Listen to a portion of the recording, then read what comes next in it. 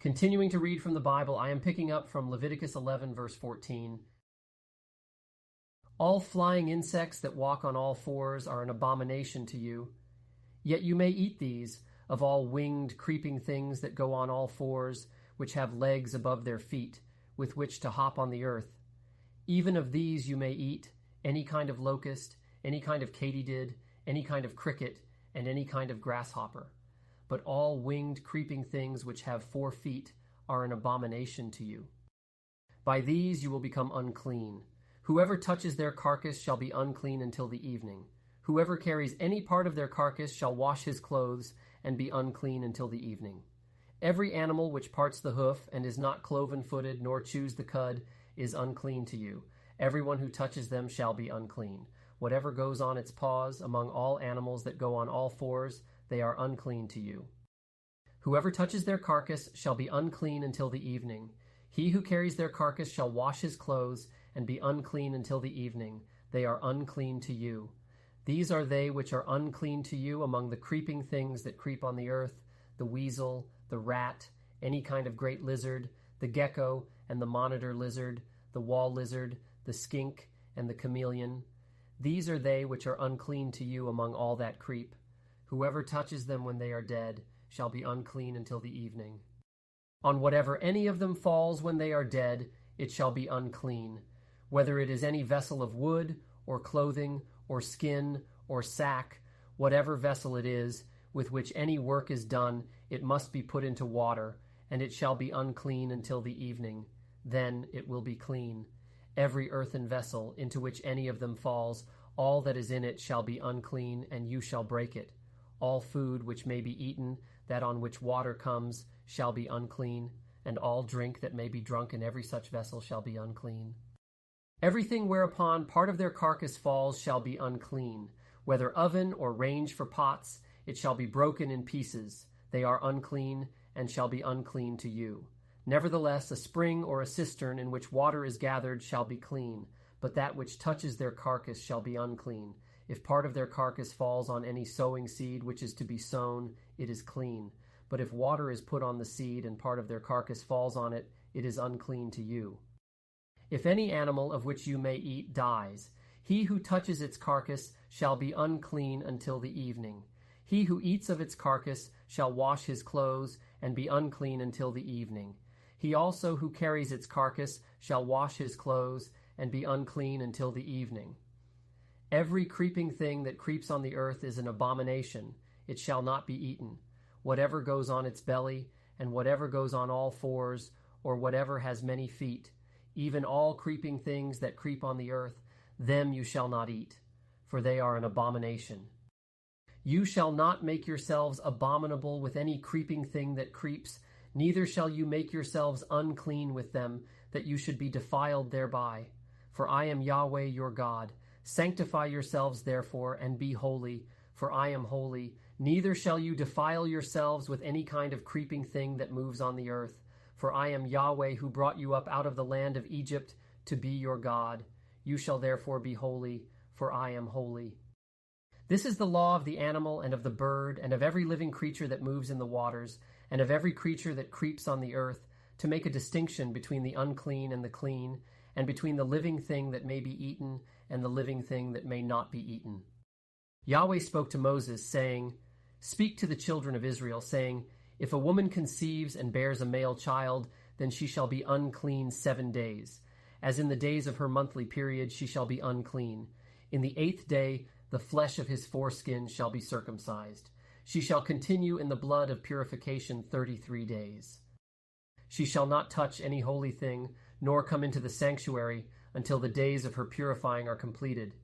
But if she bears a female child, then she shall be unclean 2 weeks, as in her period, and she shall continue in the blood of purification 66 days.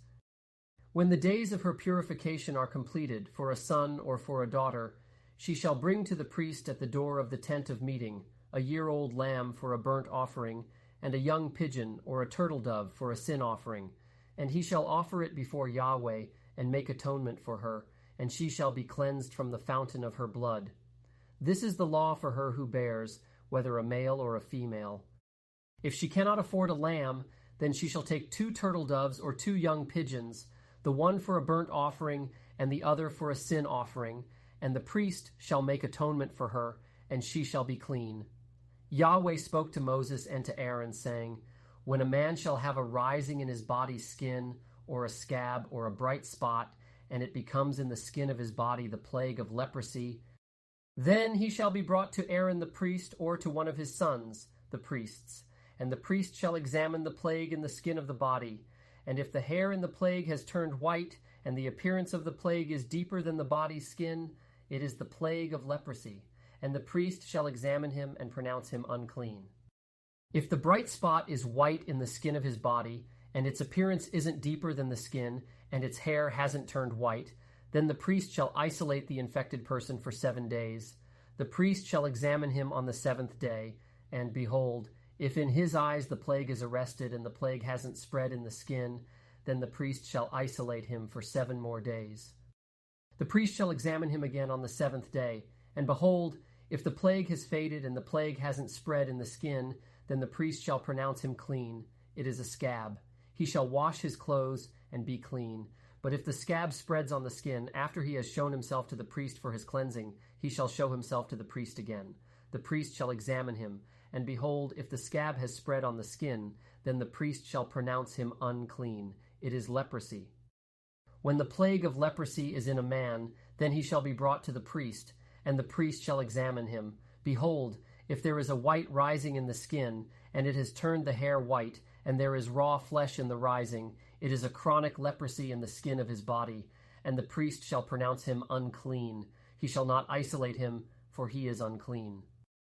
If the leprosy breaks out all over the skin, and the leprosy covers all the skin of the infected person from his head even to his feet, as far as it appears to the priest, then the priest shall examine him, and behold, if the leprosy has covered all his flesh, he shall pronounce him clean of the plague.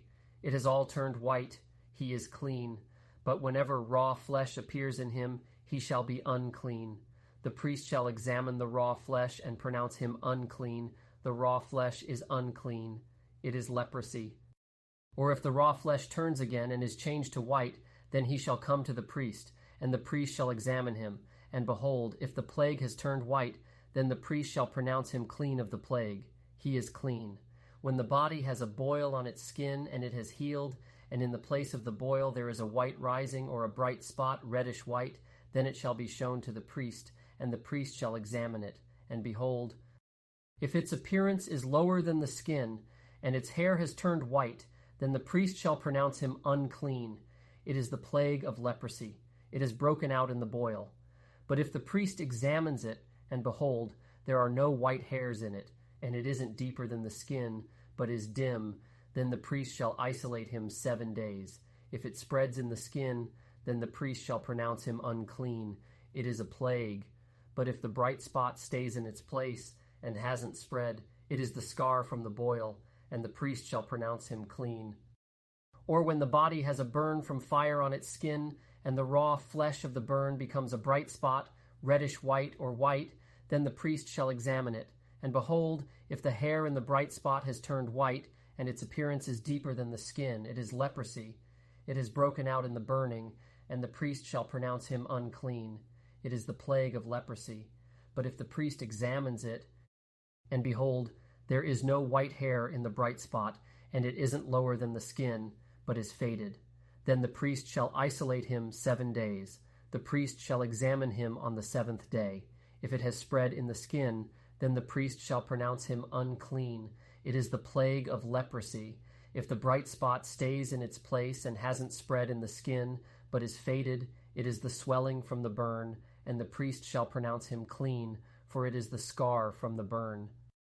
When a man or woman has a plague on the head or on the beard, then the priest shall examine the plague. And behold, if its appearance is deeper than the skin, and the hair in it is yellow and thin, then the priest shall pronounce him unclean. It is an itch. It is leprosy of the head or of the beard. If the priest examines the plague of itching, and behold, its appearance isn't deeper than the skin, and there is no black hair in it, then the priest shall isolate the person infected with itching 7 days. On the 7th day the priest shall examine the plague, and behold, if the itch hasn't spread, and there is no yellow hair in it, and the appearance of the itch isn't deeper than the skin, then he shall be shaved, but he shall not shave the itch. And the priest shall shut him up who has the itch 7 more days. On the 7th day the priest shall examine the itch, and behold, if the itch hasn't spread in the skin, and its appearance isn't deeper than the skin, then the priest shall pronounce him clean. He shall wash his clothes and be clean. But if the itch spreads in the skin after his cleansing, then the priest shall examine him. And behold, if the itch has spread in the skin, the priest shall not look for the yellow hair. He is unclean. But if in his eyes the itch is arrested, and black hair has grown in it, the itch is healed, he is clean. The priest shall pronounce him clean. When a man or a woman has bright spots in the skin of the body, even white bright spots, then the priest shall examine them. And behold, if the bright spots on the skin of their body are a dull white, it is a harmless rash. It has broken out in the skin. He is clean.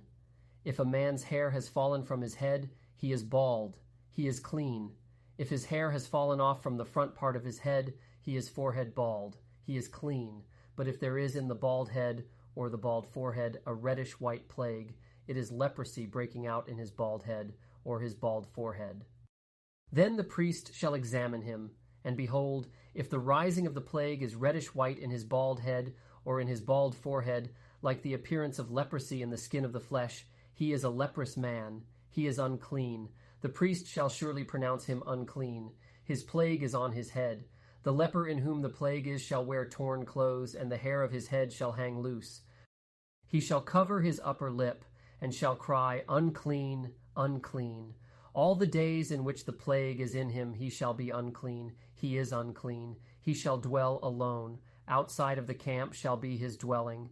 The garment also that the plague of leprosy is in, whether it is a woolen garment or a linen garment, whether it is in warp or woof, of linen or of wool, whether in a skin or in anything made of skin. If the plague is greenish or reddish in the garment, or in the skin, or in the warp, or in the woof, or in anything made of skin, it is the plague of leprosy, and shall be shown to the priest. The priest shall examine the plague and isolate the plague 7 days. He shall examine the plague on the 7th day. If the plague has spread in the garment, either in the warp, or in the woof, or in the skin, whatever use the skin is used for, the plague is a destructive mildew. It is unclean. He shall burn the garment, whether the warp or the woof, in wool or in linen, or anything of skin, in which the plague is, for it is a destructive mildew. It shall be burned in the fire. If the priest examines it, and behold, the plague hasn't spread in the garment, either in the warp, or in the woof, or in anything of skin, then the priest shall command that they wash the thing in which the plague is, and he shall isolate it 7 more days. Then the priest shall examine it after the plague is washed, and behold, if the plague hasn't changed its color, and the plague hasn't spread, it is unclean. You shall burn it in the fire. It is a mildewed spot, whether the bareness is inside or outside. If the priest looks, and behold, the plague has faded after it is washed, then he shall tear it out of the garment, or out of the skin, or out of the warp, or out of the woof, and if it appears again in the garment, either in the warp, or in the woof, or in anything of skin, it is spreading. You shall burn with fire that in which the plague is, the garment, either the warp, or the woof, or whatever thing of skin it is, which you shall wash. If the plague has departed from them, then it shall be washed the 2nd time, and it will be clean. This is the law of the plague of mildew in a garment of wool or linen, either in the warp, or the woof, or in anything of skin, to pronounce it clean, or to pronounce it unclean. Yahweh spoke to Moses, saying, This shall be the law of the leper in the day of his cleansing. He shall be brought to the priest, and the priest shall go forth out of the camp. The priest shall examine him, and behold, if the plague of leprosy is healed in the leper, then the priest shall command them to take for him who is to be cleansed 2 living clean birds, and cedar wood, and scarlet, and hyssop.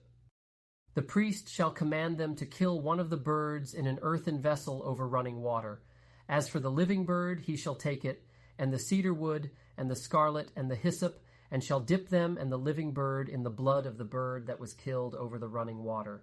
He shall sprinkle on him who is to be cleansed from the leprosy 7 times, and shall pronounce him clean, and shall let the living bird go into the open field.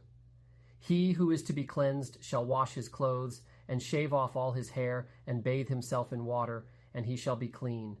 After that he shall come into the camp, but shall dwell outside his tent 7 days. It shall be on the 7th day that he shall shave all his hair off his head, and his beard and his eyebrows, even all his hair he shall shave off. He shall wash his clothes, and he shall bathe his body in water, then he shall be clean.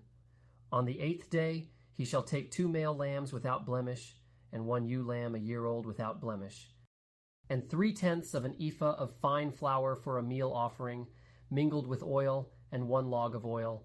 The priest who cleanses him shall set the man who is to be cleansed and those things before Yahweh at the door of the tent of meeting. The priest shall take 1 of the male lambs and offer him for a trespass offering with the log of oil, and wave them for a wave offering before Yahweh.